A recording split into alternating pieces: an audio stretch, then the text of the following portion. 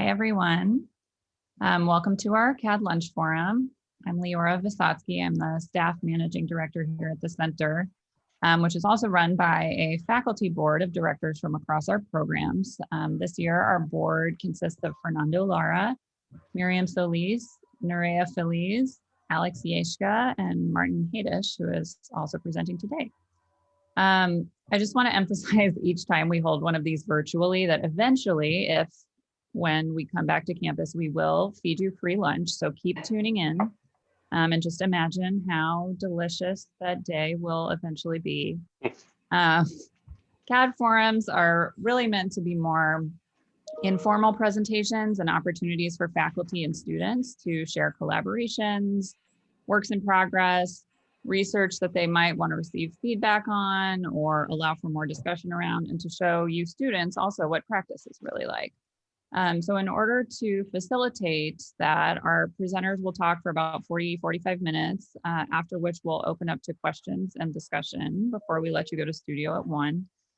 So I definitely encourage you to raise your hands or put a question in the comment or chat, and we can go through them after the presentation portion. So without further ado, I'm pleased to introduce the team today in no particular order. Jake Wegmann joined the CRP faculty in 2014 after a prior career in affordable housing and real estate development.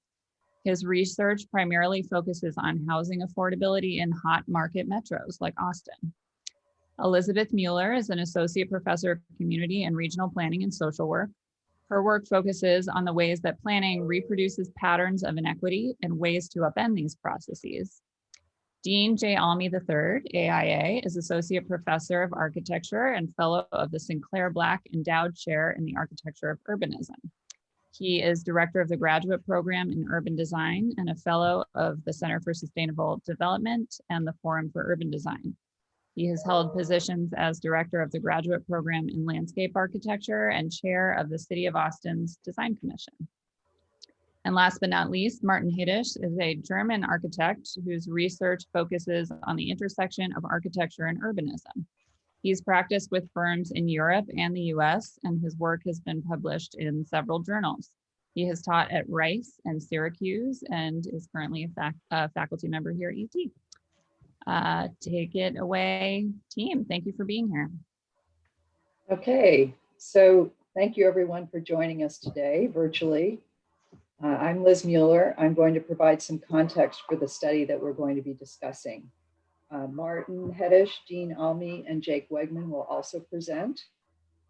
And I want to also acknowledge the contributions of the other members of our team that I have up on the screen here.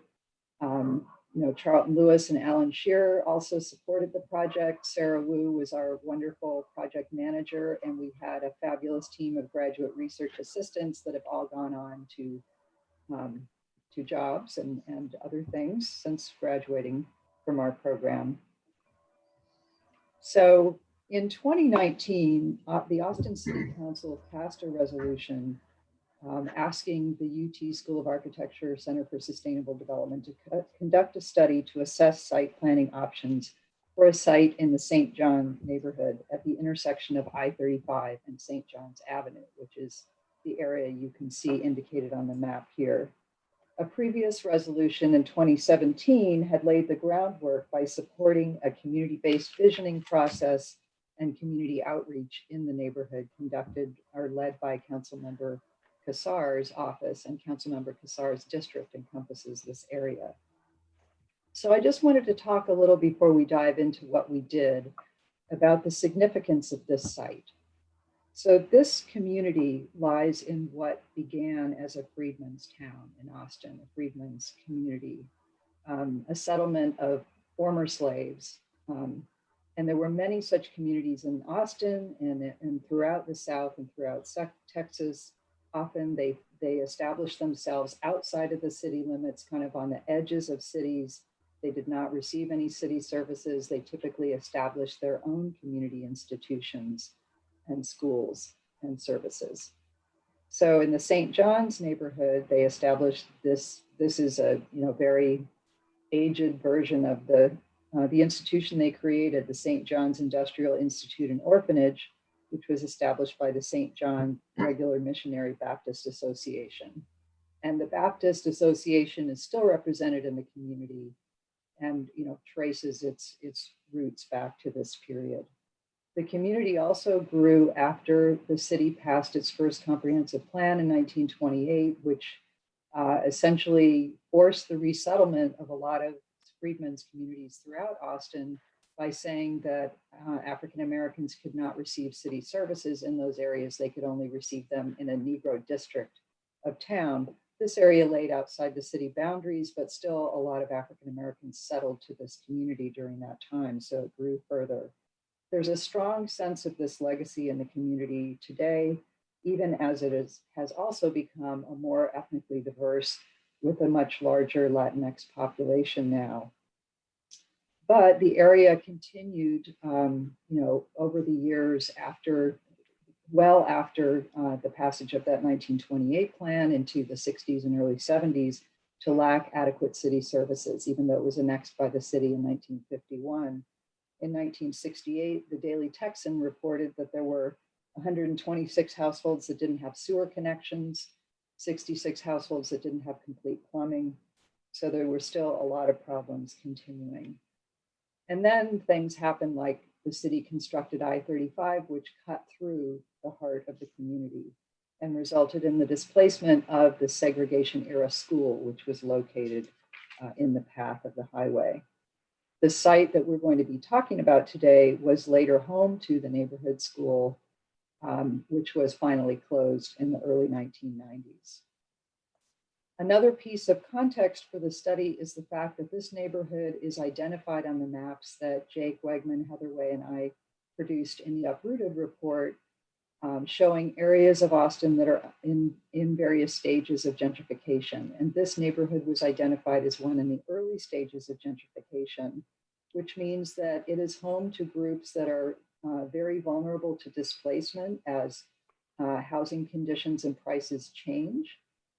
But it's in that early stage. There hasn't been a lot of change yet in that area compared to other parts of town. So it's a good moment to try and intervene and do something to help prevent displacement in this area. And the city owns a piece of property in it, which is also a rare opportunity. The study also builds on earlier community efforts. So the community itself pushed for a long time to get an elementary school back and to create a community center after its previous center burned down. And in 2001, they opened the Jake Pickle Elementary School and the community center, which also includes a public library, health center, public gym, and senior center. It's located right across from where the Baptist Association is now. Similarly, there was a push. And these are pictures of the elementary school and school children. There was also a push in the community to improve a park, which is one of the last remaining features of that elementary school site on the property that we'll be talking about. And the park was originally built, a pool was installed in the 60s, but without filtration, it became really substandard and would eventually filled in. And the park remained with this filled in, unusable pool for a long time.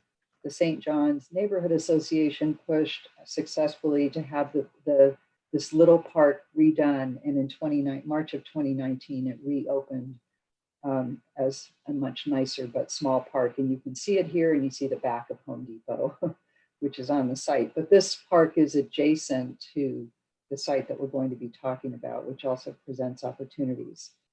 So following the 2017 resolution, a community engagement process started, led by Councilmember Kassar's office, working with lots of community members. And they did things like conduct surveys in the community, in person and online. They conducted surveys with 644 community members in both English and Spanish. And you can see responses they got to questions about what people would like to see on the site.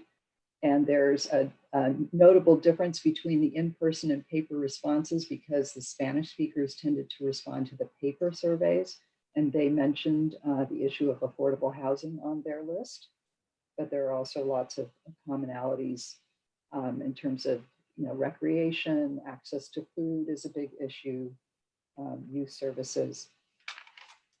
They also conducted, well, then we had a series of meetings. So we had an initial meeting with some of the community stakeholders to talk about that process and what had come out of it and what we saw our role to be.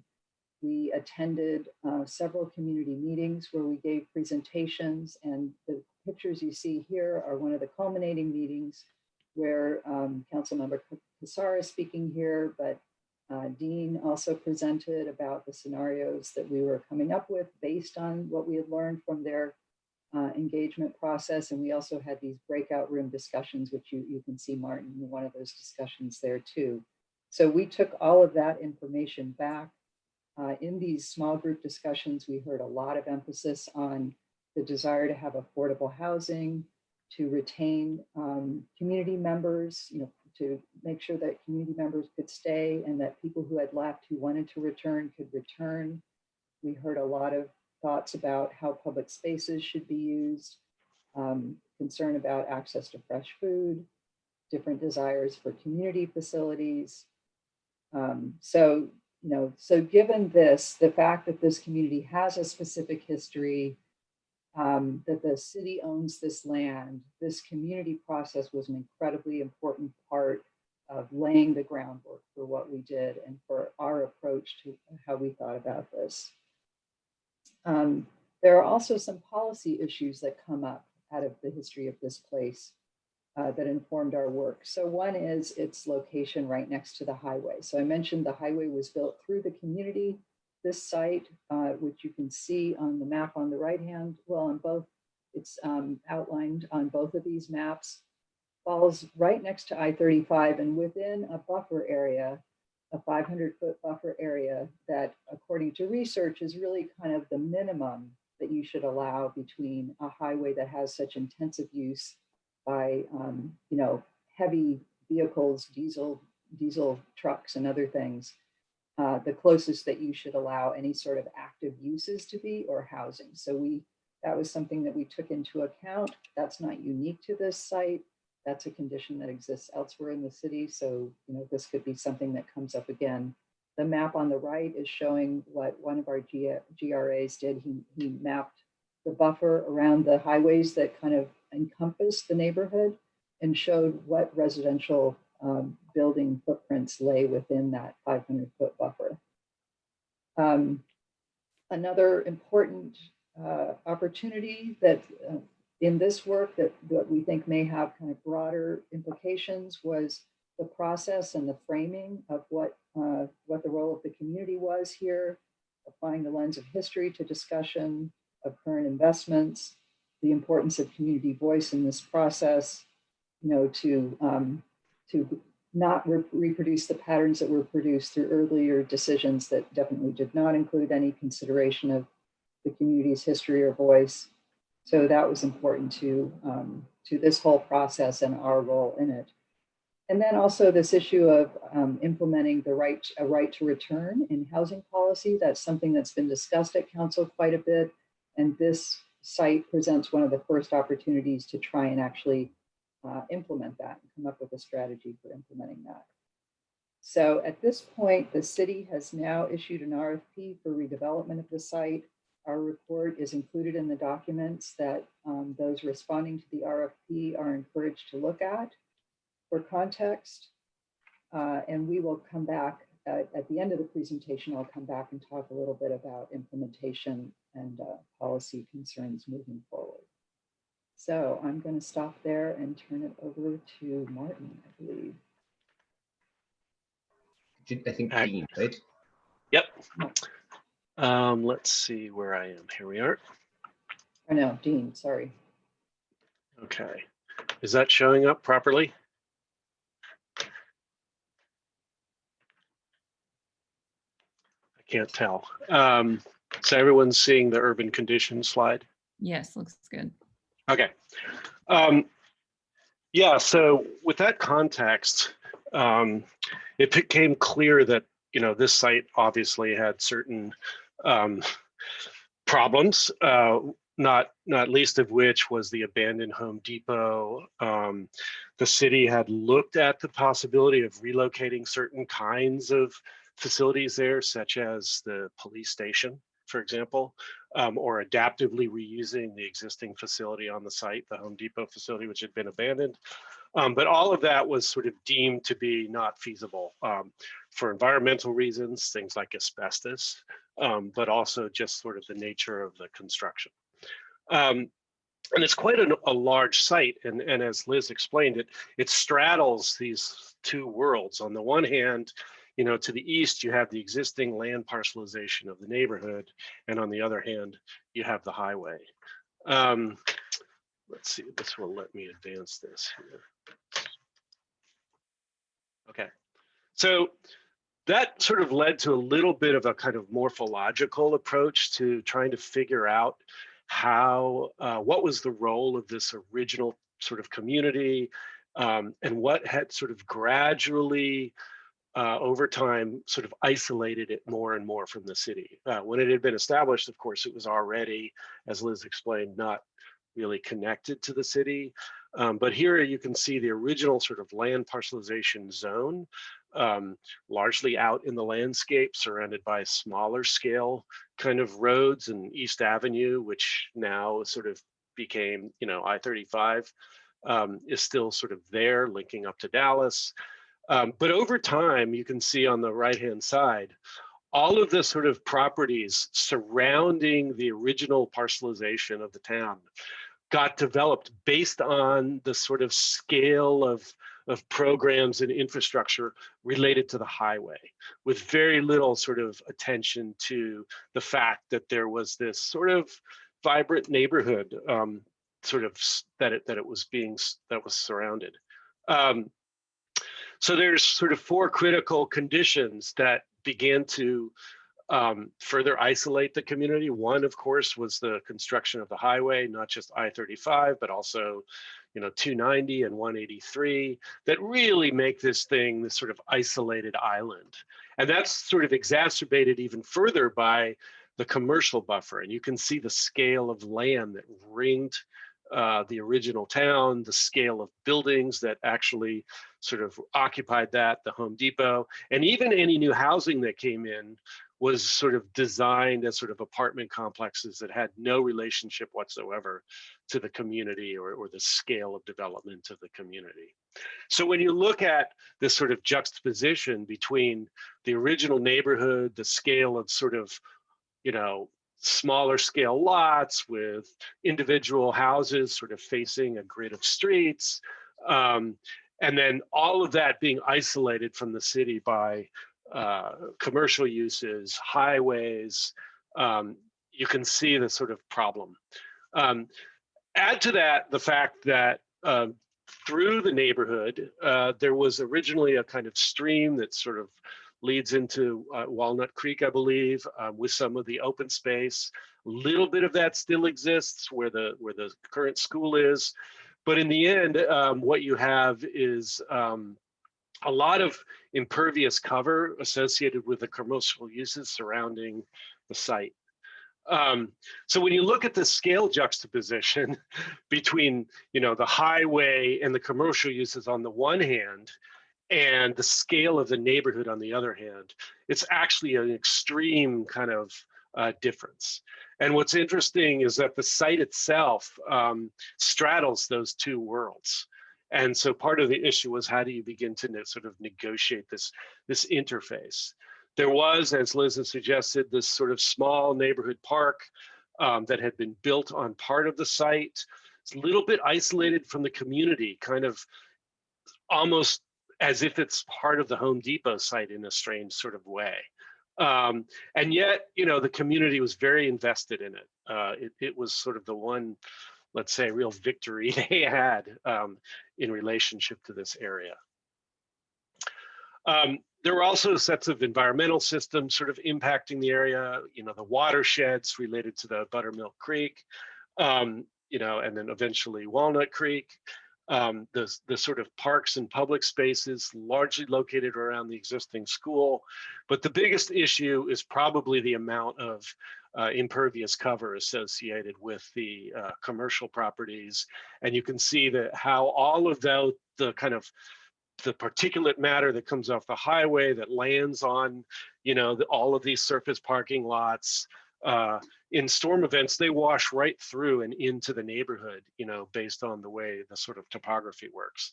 The other interesting thing about the site, of course, is that there's a 16-foot drop between the St. John on the south side, one of the major spines through the neighborhood, and then the north side of the property. So there's a fairly significant break in the topography.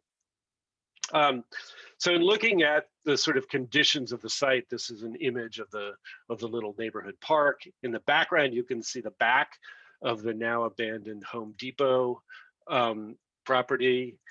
And so the site takes in basically both the Home Depot property and the adjoining, what used to be an automobile dealership. And each of the four sides of the site are distinctly different, right? So you have the little park there at the end of the road coming out of the St. John neighborhood.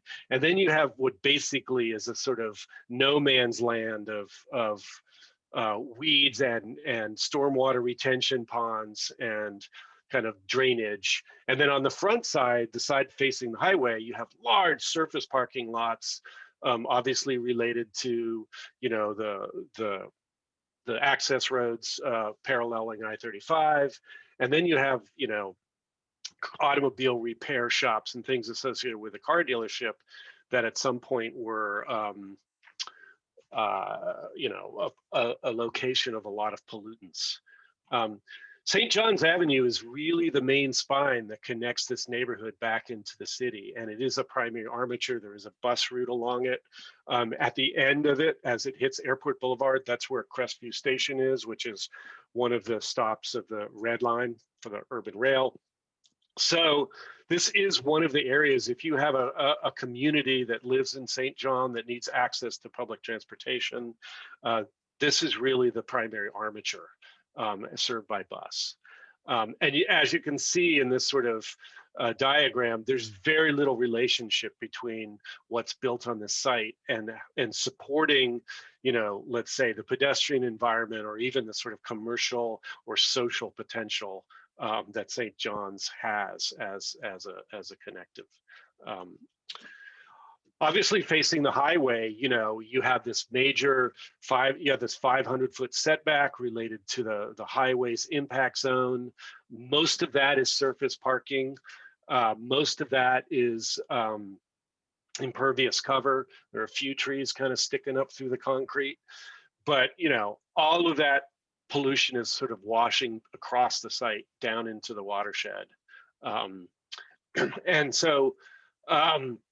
Then on the north side, Blackstone Avenue, that's the side next to the abandoned automobile dealership. You can see that there's a kind of 16-foot drop between the Home Depot site and the auto dealership site, which is a pretty significant barrier. And then in the back of the site, there's a large stormwater retention pond that is meant to capture all of the surface hydrology that comes off the surface parking, et cetera. So you can see all of the water that's sort of washing off the site into the surrounding ecology. The other thing, and they were reticent to give us the sort of real data on it, but sort of in general, there's two areas of the site that are more than likely significantly polluted. Certainly the area related to the automobile dealership. And you can imagine all of the sort of oils and things associated with that kind of business. And then the back side of the Home Depot, actually, where a lot of the, kind of waste and deliveries and delivery trucks and all that sort of pulled into the site. So there's soil remediation most likely that is going to happen across some significant piece of the site. The other piece that's sort of important, and I think that this is something that Jake can talk about more, is the fact that, you know, the city had bought the land, and its current land value is not up to what the city had bought the land for. So that the land is actually in debt right now. And so you can see that, you know, part of the strategy for how the site gets developed is related to how the city and whatever sort of development strategy gets sort of used to redevelop the site retires the city's debt. So when you start putting all those things together, you have this set of sort of environmental impacts that any strategy for the site really, you know, has to begin to develop or respond to. And so it became clear that one of the issues was that this was not a kind of one-off site either, even though St. John's is a very kind of historic and important kind of cultural neighborhood. The idea of these sites that adjoin I-35 or any of the other major highways that have this sort of necessary environmental setback, there are all kinds of sites all over the city. So this was also seen a little bit as a prototype for other sites, even outside of St. John's.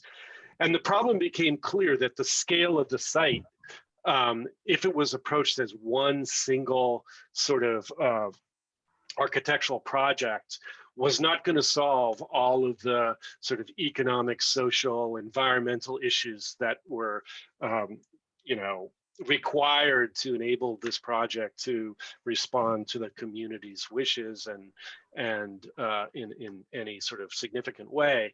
So it became pretty clear that the primary strategy was going to have to be to develop a series of scenarios, and that those scenarios were largely looking at a subdivision of the site based on an strategy of infrastructure. Why infrastructure? Because infrastructure is the thing that could begin to not only handle some of the environmental issues, possibly through things like low impact development strategies, but also it could scale down the site to appropriate development parcels, you know, that could start to have a better relationship with the St. John's community. And so I'm going to let Martin then sort of take over and discuss the sort of different strategies involved with the different development scenarios. Okay, I'm gonna try to share my screen here. Give me a second. Right, can everybody see my screen? Trying to do this full screen mode. Is this working for everybody? Good. Yeah. So as Dean kind of mentioned, and I'm gonna like briefly sort of summarize the scenarios and some of the things that we came up with. As Dean mentioned, it became very clear in the process, and like Liz talked a little bit about the different constituents in the project, that is sort of like traditional one size fits all, or we're going to do one scenario and then another scenario, and they are sort of like packages, wholesale packages, that would not really work in this case, and that there was also not a single use for the site that we would propose or could be able to propose, because like that would inevitably leave at least 5 other players out. And so this sort of split into what I would say were sort of like stable and sort of unstable elements that kind of the previous diagram showed, became something that was actually became very operational in how we developed our scenarios. So really the scenarios that we developed are not really seen or to be seen as finite outcomes, but rather I think there could be at least 50 more based on some of the components that we developed.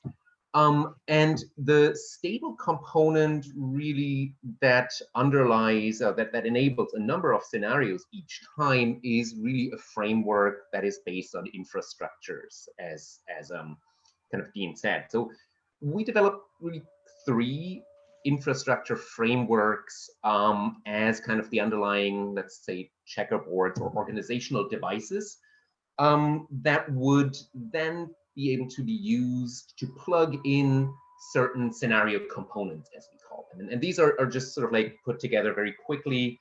The components had a certain logic to them. We organized them along different lines of ecologies, economies, and communities, which were really the three main kind of stakeholders that were often also at odds with each other. Like if you wanted to maximize profit in the site, then that would automatically come at a cost of the community assets, and the other way around. And so really sort of we developed sort of idea diagrams, sort of spatial diagrams already that sort of looked at possibilities of these uses that could be plugged into infrastructure scenarios. These are just like, they're just a couple of them that range from really outrageous proposals that were based solely on looking at economies, such as a big kind of warehouse distribution center, to much more sort of sensible to the community scenarios and proposals, public spaces, sort of microeconomic structures, such as like down to the scale of taco trucks. And obviously housing was another big portion of these kind of scenario components.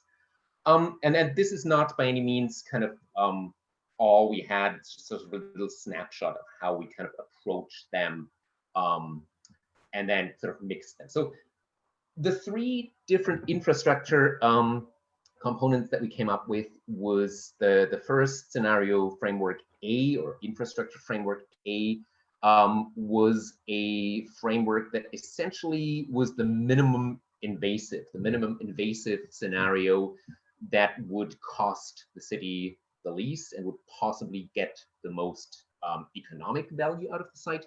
And it really just sort of like saw like, how can we improve this condition with the least amount of effort? It was obviously for us, I think, always a scenario that we hoped nobody would really take seriously in some ways, but it did arguably would make things a little better. So to extend the existing park to both the north and the south, and really sort of like form a large scale green buffer zone between that highway related commercial zone towards I-35 and the neighborhood in the back. The second scenario was a scenario that was, the infrastructure framework was a framework that was very urban in its ambition, a sort of like subdivision into urban blocks and a gridded public street network that would set up kind of different qualities of blocks. Like the first block towards I-35 would obviously be banned from uses for housing or childcare, and then even have more commercial uses, but it would all be held together by a somewhat classic structure of urban blocks that would also kind of offer the potential to be developed independent from each other. So over time by different developers. So what we saw in this scenario was really also a kind of urban type of equity that would not get one big developer in there potentially, but really sort of like develop it in the way that cities, I think, maybe used to be developed at much smaller scales rather than sort of mega developments.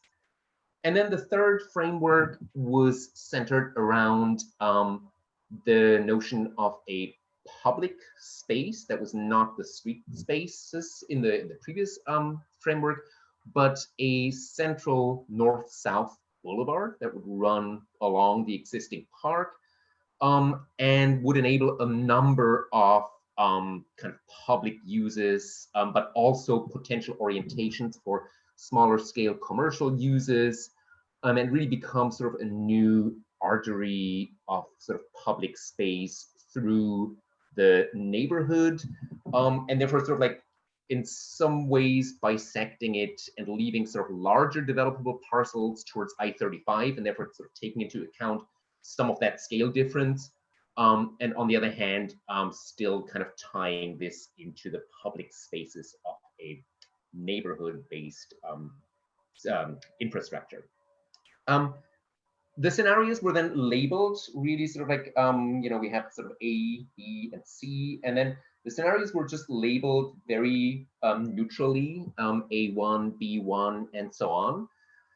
Of course, over the course of our work, we developed nicknames for scenarios that sort of like emerged over time. And like this one, I'm just going to show this very briefly. This is the do nothing scenario, the green buffer scenario, basically, that would call it a day, that would basically sort of like design a big park, implement a big park as a buffer, and then call it a day, and let the sort of sites do their thing, and let things happen to the site as kind of like would be with customary development. There are a couple of things that we looked at in terms of the drainage possibilities. So we wanted to make sure that even if there is a large chance for a lot of impervious cover on the sites, that at least sort of like some basic drainage issues would be resolved. So that's what there are a couple of sort of like green rain gardens, but it was a very minimally invasive scenario that we certainly would have hoped, or would hope, that the ambition could be somewhat higher. I'm going to show two scenarios now that are based on the infrastructure B, the sort of like grid, and here, really, as I sort of mentioned previously, I think our job was less to sort of produce finite architectural products, but we had a little bit of a role of a sort of like DJ, or sort of like sliding the lever and sort of like finding different mixes for those different scenario components in there.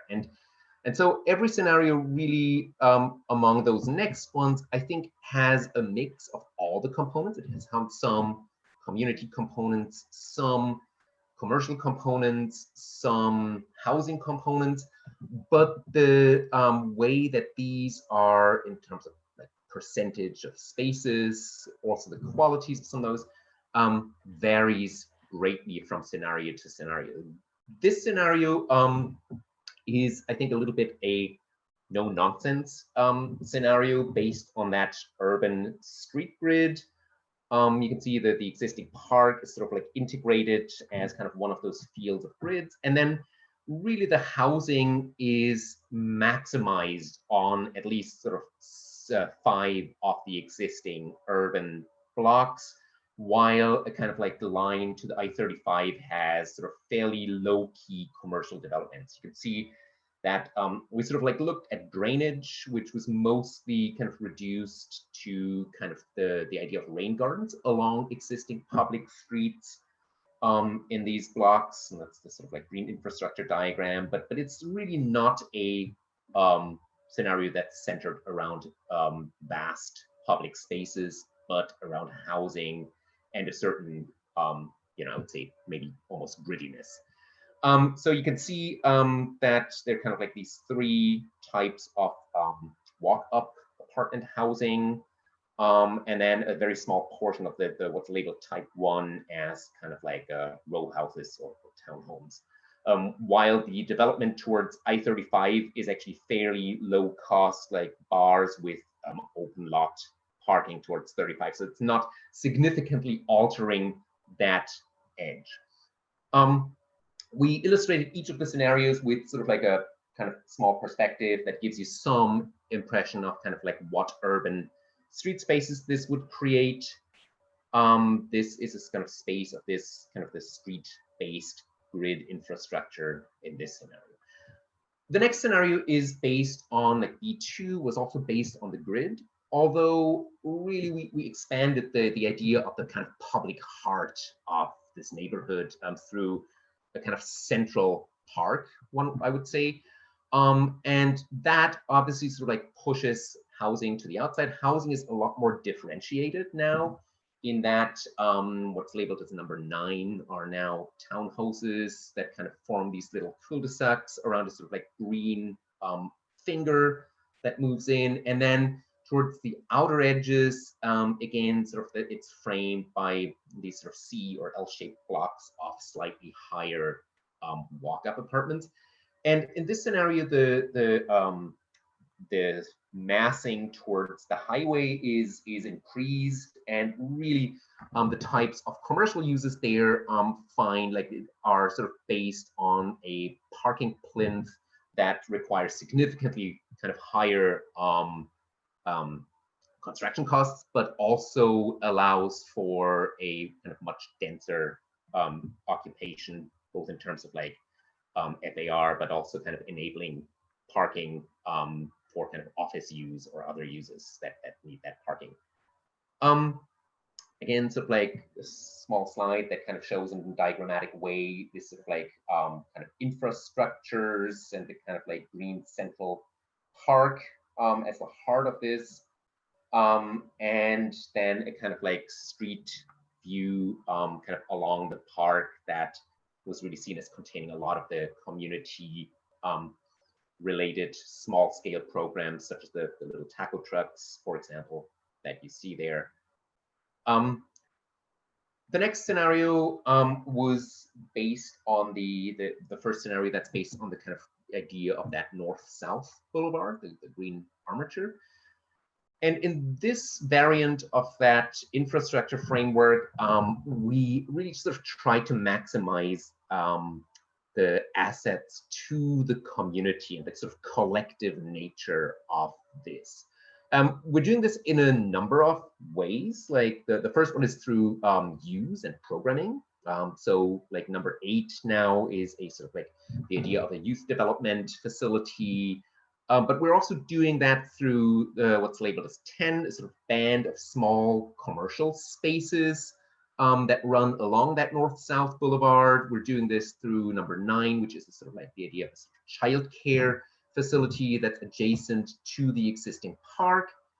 And last but not least, I would say that the housing in this scenario is somewhat more ambitious. And you can see sort of like in the little section on the bottom that there's really sort of like this idea that there are townhouses that are kind of centered around this elevated plinth that is now occupiable. You can see that a little bit here, and forms a kind of collective space between those row houses that is kind of a safe community space where the inhabitants of that particular housing block or housing housing structure would have a shared and safe space to play and kind of interact, in addition to the public spaces that this scenario provides: the boulevard, the park, and the extension of the step park that you can see on the top. This again shows a view of the imagined boulevard, like with the kind of small commercial storefronts in the background. And then based on the same kind of infrastructural network, we have the last scenario that I'm going to present today, C2, which was really a sort of scenario that for us was the kind of maximum development scenario. And that kind of like envisions a very urban kind of development, very high density development.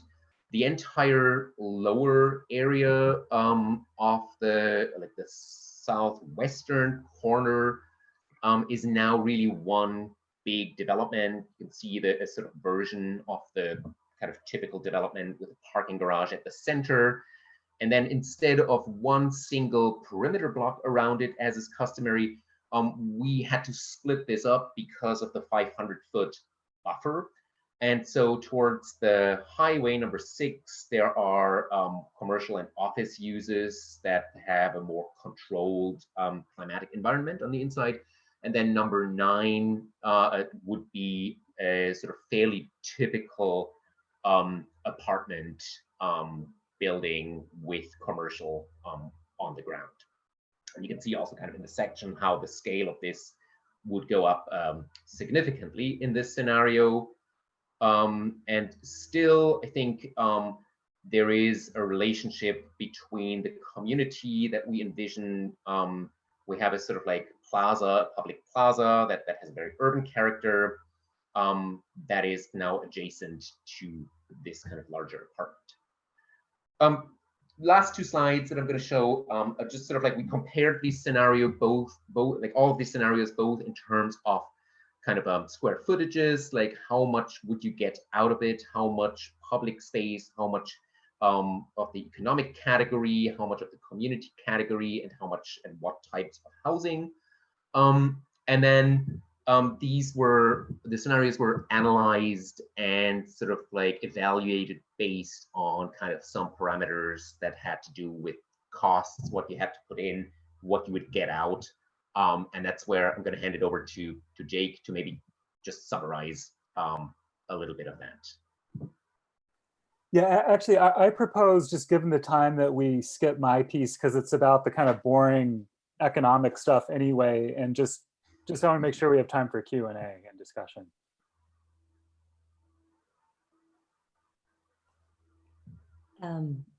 You sure? Yeah, because if I talk for 5 minutes, then I think we'll just really short circuit the discussion. I really enjoyed the presentation. It's really, I think also the sum of all the voices, no, from the different disciplines has really captured the complexity of intervening in this site, a very complex site that has a long history, no, looks of neglect, socially, environmentally, and economically as well, no? And I think what's also very interesting is that it shows how, I mean, in a way, it is a small site. It's very much a reflection of what we see overall in Austin, no? And the challenge of having a sort of sustainable economic growth, and at the same time balance that, or the conflicts between achieving that and maintaining and providing services for the community and the quality of space.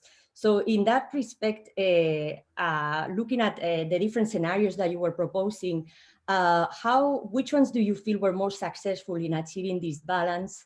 How does one achieve this balance also, in your view, from the different perspectives, more financial, more policy oriented, and more from a design point of view? So I don't know which of you wants to respond, but which one do you feel was more successful? They all, for example, they like the last ones, no, they all try to achieve a greater density, and there's a lot of resistance from density, no, in general, in the public, I feel, in Austin, and what ratio, for example, of density also can achieve more of this sustainable growth in an area like this?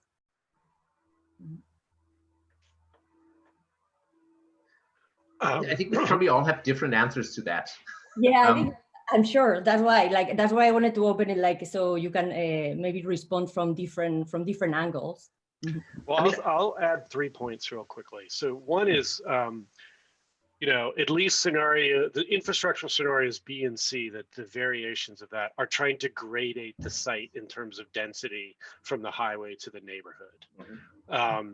And by gradating the site, you know, deal with the issue of the sort of, let's call it the pollution shed on the one hand, and on the other hand, try to kind of give the appropriate, let's say, response to the scale of the neighborhood. So that's one issue. I mean, I think, at least in terms of some of the individuals at the city that kind of helped consult with us as we were developing the scenarios, it seemed like scenario C2, which is the one that has the highest density, it's the one that has the greater diversity of public programming, is the one that they seem to think was the most developable. And maybe it's because it's got a sort of variant of the Texas donut typology, which they can get, you know, developers on board with. And so the real question is the trade-off. Like, if you seriously increase the density so that developers can, you know, get their kind of maximized package, then the neighborhood actually gets more amenities, right? So it was sort of like a little bit of a negotiation, I think, between the community and ultimately through the RFP, I'm guessing, you know, what developers also get out of it. I think Liz should probably discuss a little bit some of the policy issues as well. Yeah, well, I was just going to say, one of the challenges with this project is the community, there's a lot of things the community desire that you can't program into this. Like you can program that there are going to be office buildings or certain buildings, but you can't say for sure that certain nonprofits will be there or services that they would like to see there. So part of what I think the important next steps are for the city to help kind of broker those relationships between the developer and say the Urban League, who had expressed a desire to move to larger space and be in this community, or other groups that might be providing things that people hope to see on the site but are not guaranteed to be on the site without some additional help. And some of that might require funding from the city if that means that the rent that a nonprofit could pay is not the same as what they could get from another tenant. So some of, a lot of these things I think are going to come down to city commitment to supporting some of the benefits that the neighborhood wants to see. And that's really challenging given this debt on the property. And this morning I was looking at the RFP, and the RFP does say that the developer will have to retire that debt, which they list in the RFP as 10.8, almost $10.8 million. So that's going to push them to want to maximize what they can make on it. So yeah, so it's very complicated, but I think these partnerships are going to be really central to whether or not key pieces of that vision that the community really wants actually end up happening. I think to a certain extent, that the scenarios, for me at least, are also sort of like a kind of propaganda, and to convince people to commit maybe to some of the things that are not immediately evident in terms of sort of like dedicating kind of funds to creating things that may not have an immediate sort of like revenue. So in that way, I think there's a certain agency by sort of like generating experimental worlds, let's say, that are somewhat like envision a certain type of life that may or may not come to occupy those spaces, like depending on what the city does. But that, I think the idea there is that you could motivate people to actually sort of bring up that dedication to make that happen. I mean, we're not supposed to have favorite scenarios. We're not supposed to take sides here. But there are a couple aspects that I'm quite happy with on some of the scenarios. And one of them is really the importance of the infrastructure, right? Because, we all know that when the budgets get cut, one of the first things to sort of go away is the elaboration of the ground plane. And so the idea of developing an infrastructure strategy where that becomes sort of the chessboard for all of this is really super critical, I think, to the success of this and how the community embraces it. The other piece that I think is really important is, when you look at recent developments in Austin, like say the Endeavor development down there near Saltillo, et cetera, Cap Metro properties, they're really large kind of macroeconomic developments, and it makes it really hard for the local constituencies to play in the game, right? So the idea of sort of an infrastructure, even an architectural infrastructure that allows for microeconomic investment, this was something that, a number of members of the community said, if I only had a little storefront or a little whatever. So the idea that you might sort of develop some piece of architectural infrastructure that allows the community to play in the economic game and start to actually bring some, economy back to the community rather than to some developer or large sort of corporation, I think is a big aspect of this.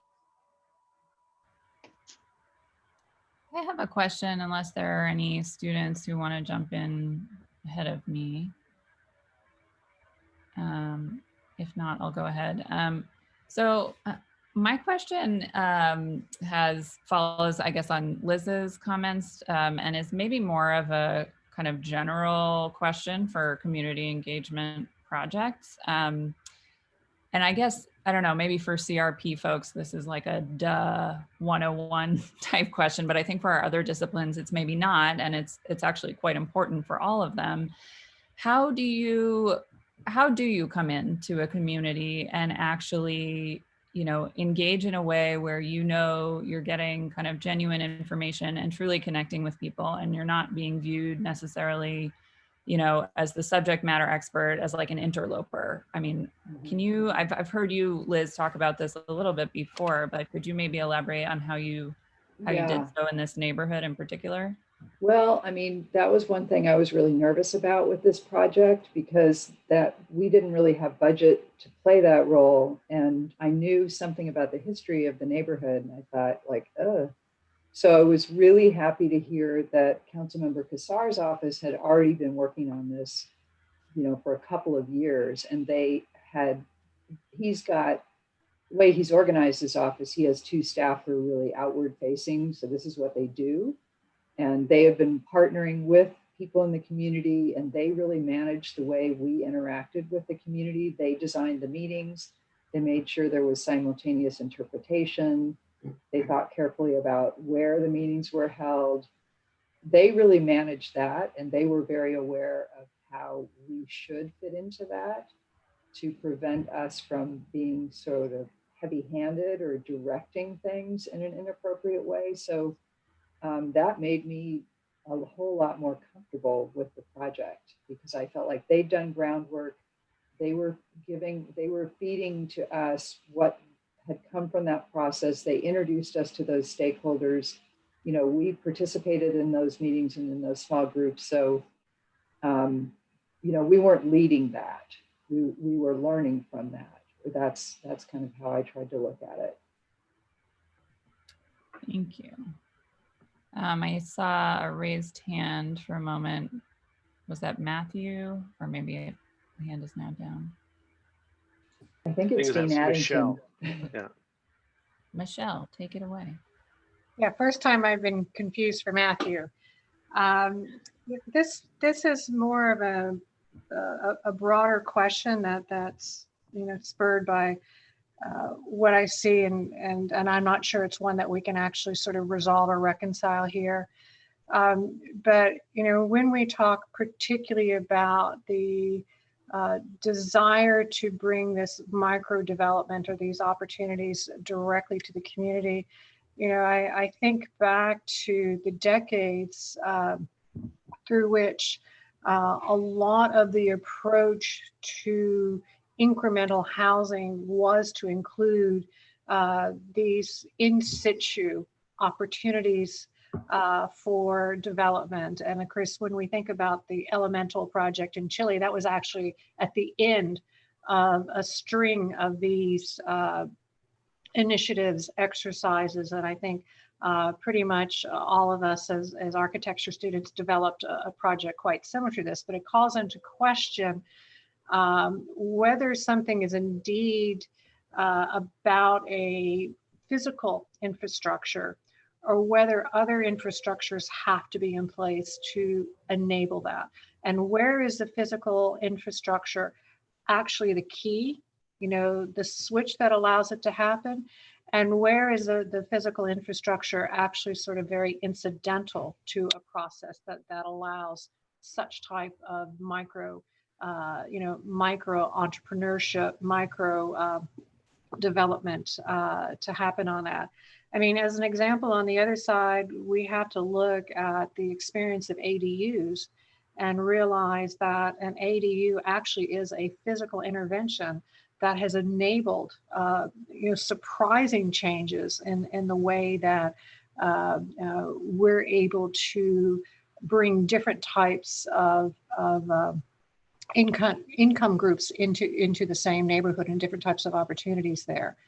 But is there a sense here in terms of, particularly for those of you who had experience in what types of developmental switches actually are the biggest bang for the buck? Which ones really will enable that kind of growth? Which ones are meant to facilitate it? Which ones are just sort of meant to be a scaffold? And which things just kind of make the community happy that you're planning for this, but not actually meaningful in the long run? Anybody want to tackle that one? not a fair question. It's more an open-ended kind of think about over the next 10 years of your life question. But I mean, I'll say a couple things about it. I think that's a very appropriate question for these kinds of things. The two things I think we were looking at, one was, what is the direct interface with the neighborhood? And, you know, what I guess we would now call the back of the site actually backs up against the back of a series of individual residential lots.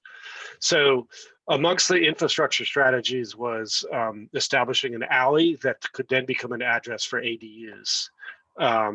That would then kind of give the neighborhood a chance to kind of turn a face, let's say 180 degrees towards the park. I think that's one. I think another one actually has to do with sort of critical mass, you know, like how do we know wherever we put, let's say, whether it's micro or even macroeconomic opportunities, that they're going to get the critical mass that they need to make them economically viable. I think that's one aspect of it. And so I think the relationship between the neighborhood, that existing park actually, and then the, let's say, public transportation mechanisms that link the neighborhood to the larger community are important, because I think, at least on my part of the agenda is, what are the routes that people will take in and out of the neighborhood, so that you try to establish the location of some of these things in relationship to where you think you're going to get a critical mass to support them. So that's one aspect. The other aspect, I think, like say from an architectural point of view, has to do with designing the architecture for, let's call it, a certain indeterminate flexibility. You know, businesses go in and out of business. And so the way in which I think, hopefully, the development along certain critical edges happen is that they allow for maximum flexibility and transformation over time. I guess that would be my response. I mean, maybe as an addendum to Dean, what you said, like, I think for me also one of the, let's say, less architectural or less finite formal devices is just the simple question of public space. What's public space and who gets to develop what? And this idea that I think the infrastructure or what's happening on the ground in all scenarios has, ideally would have the possibility of an urban public space that would allow, in the park scenario, for example, to dedicate certain surfaces for unscripted things to happen. And I think that is no longer always a given with developments of that size, where really sort of like it's kind of privately owned public space increasingly. And I think that, again, sort of allows for restrictions of what you can and can't do. And I think it starts, I mean, for me, that's like a very basic scale. That's even beyond, like even before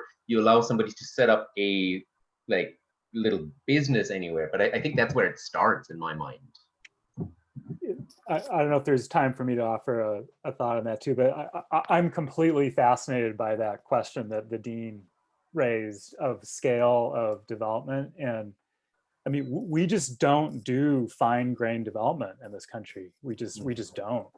And I think there's a lot of complicated reasons for that. But one just little insight into that, at one point in this project, we had a meeting with someone from the city who's trying to, a city, you know, City of Austin person who is trying to just get this small, kind of seemingly light, agile business incubator off the ground, just a little like shipping container retail plaza, just on a piece of surplus city-owned land.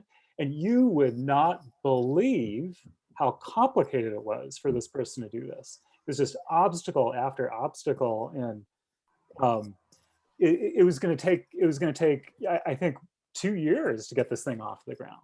And so something that seems simple and light and agile is actually incredibly complicated to do. And I don't know what the answer is, but no one knows how to do that. I think it's something that all of our fields need to think about.